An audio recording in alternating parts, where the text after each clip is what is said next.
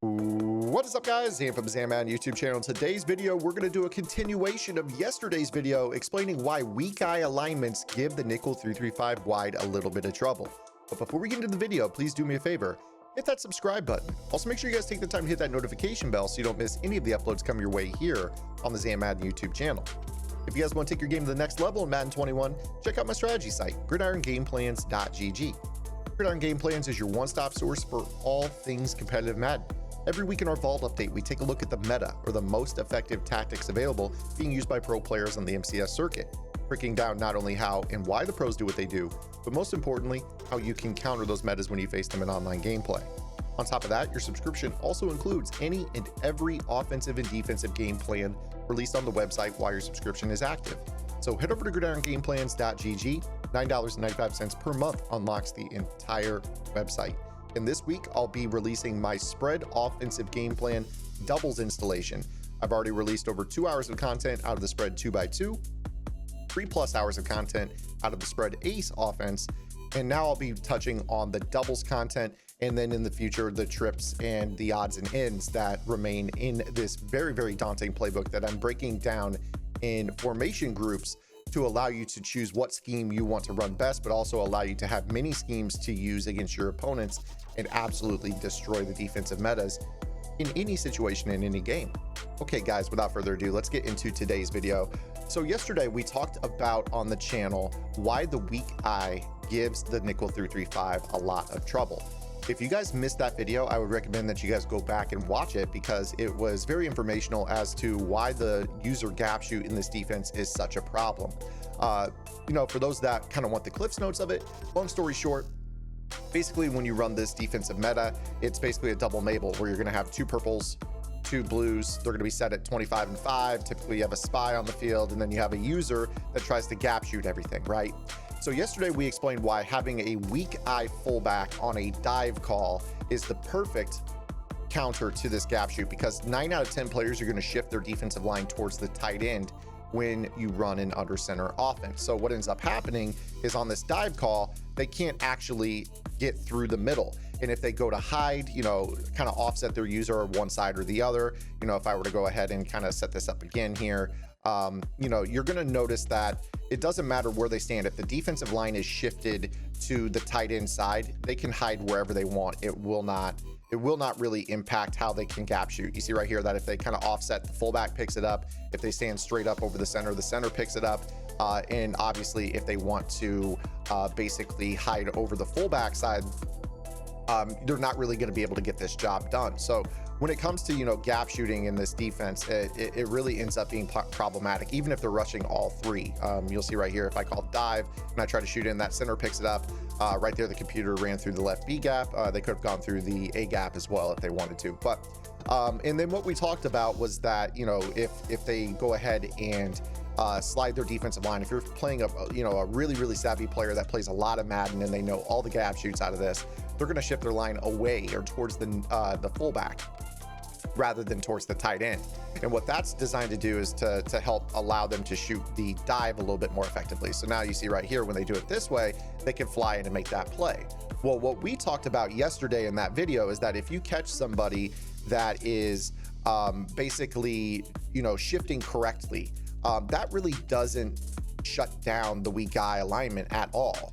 In fact, all you have to do is with your dive is playmaker it if you can to the right. And then all of a sudden, they're going to be able to block you. You see right there how it picks it up appropriately. So they're really, really going to struggle. Well, the other thing is if you have any ability to install a passing offense out of this, these weak eye formations under center can give you a lot of trouble.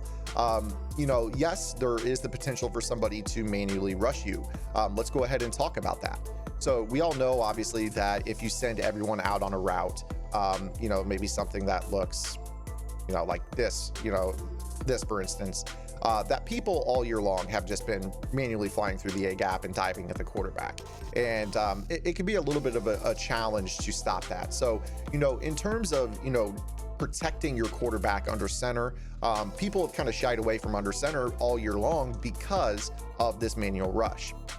Well, One of the things that I've taught, and my customers have known at Gridiron Game Plans all year long, is that when you're facing the nickel 3-3-5 wide 6-man manual rush, you pay attention to which way they slide their defensive line. Meaning, if they slide protect, or if they slide their defensive line to the right, you are going to slide protect towards that. And what that is telling is, it's telling your 5 offensive linemen, we want you to pick up the 5 guys starting on the right. So 1, 2, 3, 4, 5, and then Weatherly is 5. Now the 6th player becomes the extra rusher, and what you end up doing there is you're going to go ahead and block your running back. Now if you wanted to, you could also go ahead and ID the mic on the left side rusher if you want to, but you don't have to, because when you slide protect, it tells the running back to pick up the man opposite of the slide protection. So you see by default that it puts the mic on the nickel corner. If you wanted to, you could go ahead and slap the mic on the the edge rusher instead. Now when the ball snapped, what ends up happening is the offensive line or the running back is going to pick up that guy coming through the middle, depending on what formation you're in, and you're going to have time to be able to make that throw. Now obviously you still are going to need to rely on your running back actually having good pass protection grade, but obviously you can tell right here that picking this up, you should be able to quick pass. You see something like this, boom, you throw the ball out of the backfield to the fullback streaking up the field. Now that's going to kind of lead into what we're going to be talking about here today.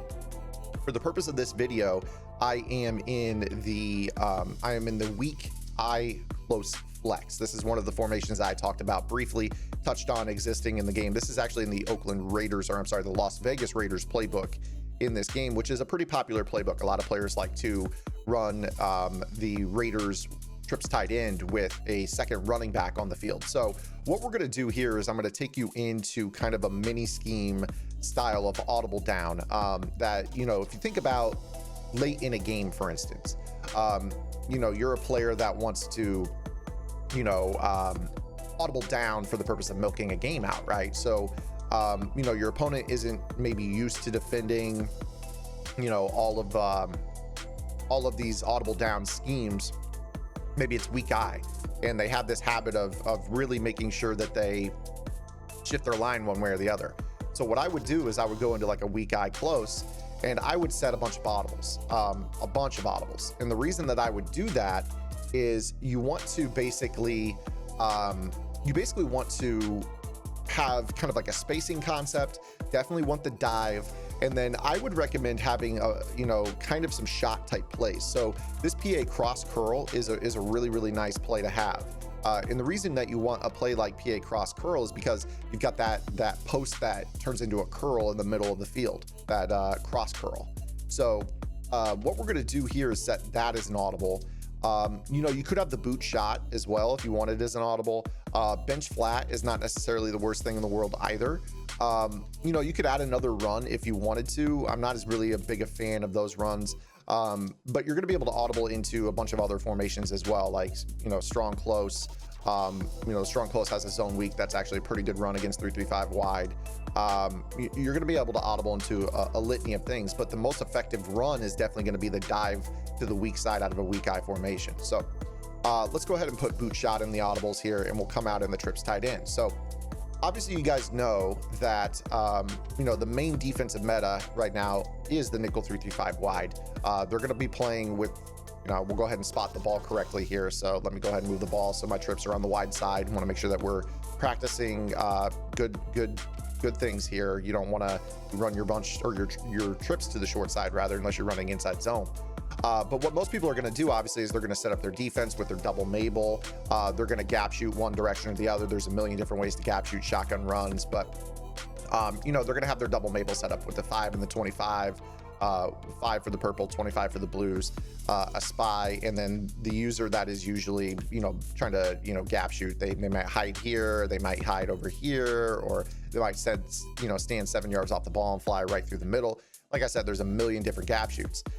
So being that you guys don't want to deal with that, you put that second running back on the field in the slot, which allows you to audible down into the weak eye close flex, halfback dive. So now your opponent is, in a situation, they're going to start to scramble. They're going to have to maybe reset their play, recrash some people. Now they're in this situation where they're trying to gap shoot this dive, right? Well, you've audibled into dive, and that they can't actually, do anything with this. You see how the dive actually blocks really, really well.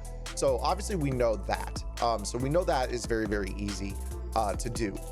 We covered that in yesterday's video. We don't really need to do too much more with that. But in terms of installing a passing scheme out of this, you know, you want to play like a spacing, because what you can do is, and what I would recommend doing here on this play is, you know, quick snapping. You can run the tight end down the seam. The thing here with this is, you know, the nickel corner is over the twin side. That means that in Mike Blitz 3, this guy is running literally into the flat, and so is this guy running into the flat, which means that the user has to open up to the tight end side. That's really where they're weak. They've got seam help right here from the free safety, so they've got to open up to the tight end side. So you could audible into a play like spacing, streak the tight end, and if they, you know, if they freeze, for instance, if they just kind of sit there in the middle of the field right off the line, boom, just pop past that and fall, you know, or, you know, let him go an extra 2 or 3 yards and get, you know, a few yards downfield and do it that way. So that's obviously one way that you could do this, you know. And then the other reads on spacing that are really, really great are, you know, obviously the spacing concept. So hence the name of the play. So, you know, you can set up something like this, which is just a quick snap option. And then what I would recommend doing is just baby motioning to the outside. And what this is going to do is you're going to have X wide open out here on the sideline. Boom, right there for that throw. Really simple, right? And what ends up happening with this play is that if they don't have a spy, right? So let's say we talk about the tight end route. So let's say that the user right here has to fly with the tight end. Again, the tight end is open inside pass lead right here. If they fly with this tight end, this spy is the only thing that can guard this hitch right here in the middle of the field. So let me mimic that. So, you know, we set up our defense here. And I'm just going to man up the tight end from by default right here to kind of take us a step further. So, you know, you come out, you run this play, for instance. Now, if they have a spy on the field, that's the only thing that can really cover this slant curl by Evans. So now what we do with this being a two-man rush is we kind of run the spy away and throw back over the middle. And now we're running for, you know, 15 yards down the seam either way on a safe throw. Okay, so there's that read.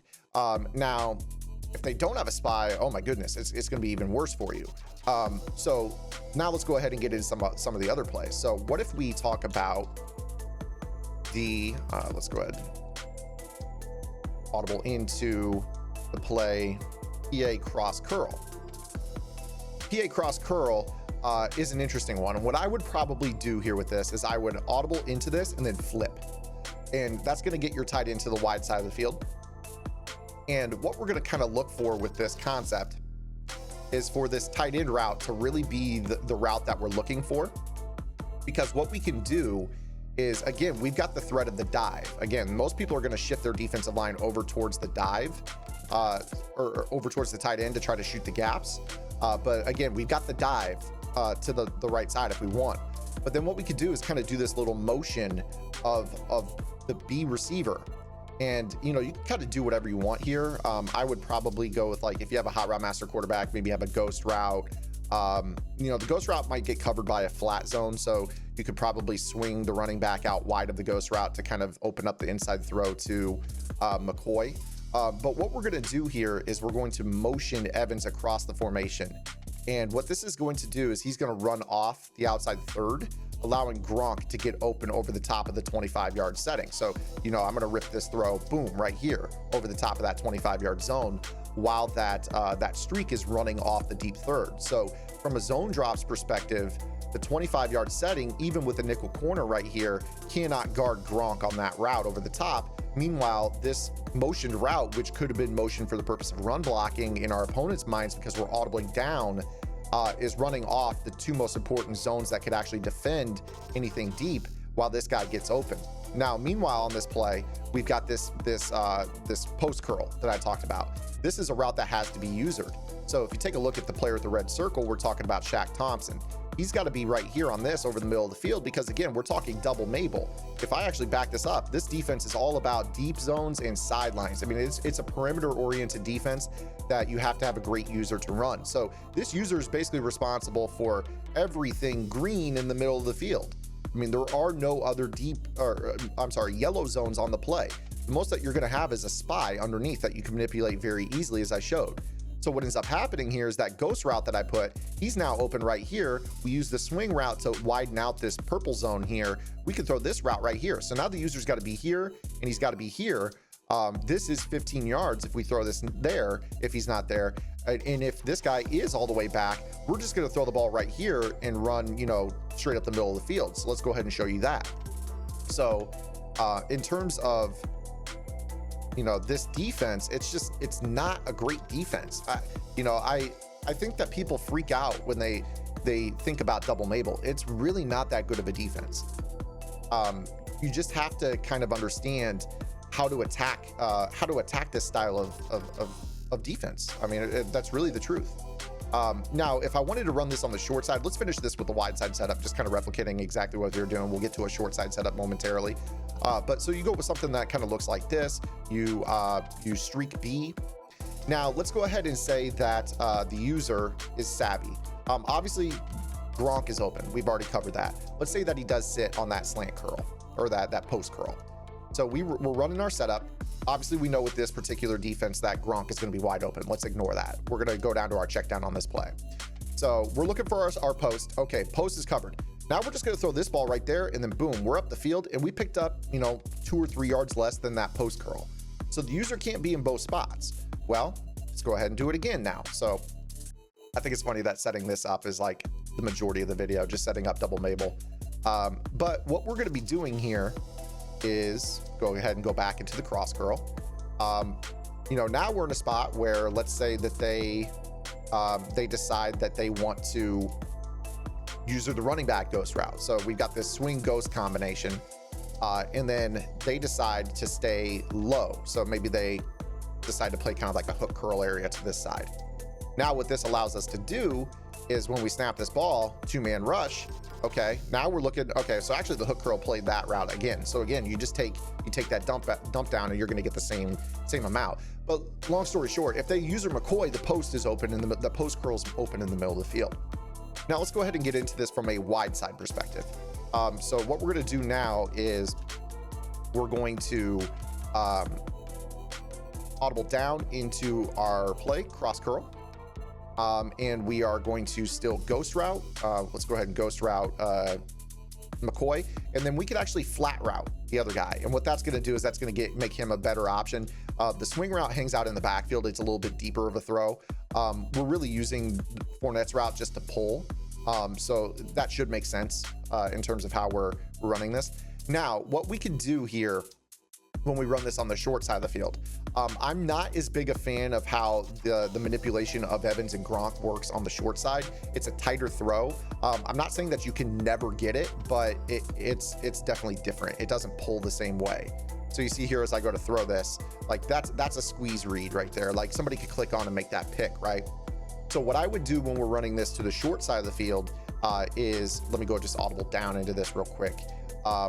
When you run this on the short side of the field, what I would end up doing is putting the tight end on a regular corner. So obviously we all run hot route master quarterbacks at this point in the year.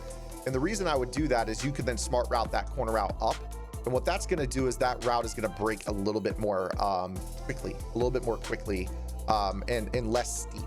And what that's going to do is we're going to still use Evans to drive off the outside third, but then Gronk's smart routed corner route is going to break it 10 yards, which is going to get well enough over the top of a 5-yard depth and stay shallow enough that a 25 can't guard it. So now you're going to see here, like that's an easy throw, like a little down and outside pass lead.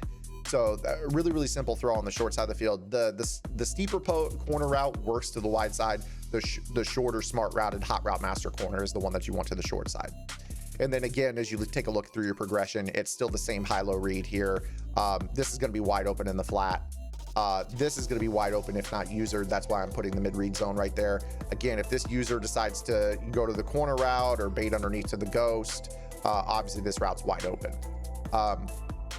So pretty simple spacing on that. Now, the last play that we're going to cover here in this mini scheme is it's going to be our post shot play. So, or I'm sorry, our boot shot play. Now, this play is another flipper to me. It's kind of an interesting. It's very similar in terms of how it works. The one thing that I would recommend here with this play is actually, it can be used to get Gronk open on the wide side, but it also does a really good job of getting our wide receiver post open on the short side. So what we do is we streak Gronk.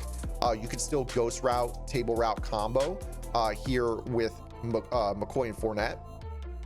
With this particular play as well, you could also send Fournette to the right flat if you wanted to, and then kind of motion.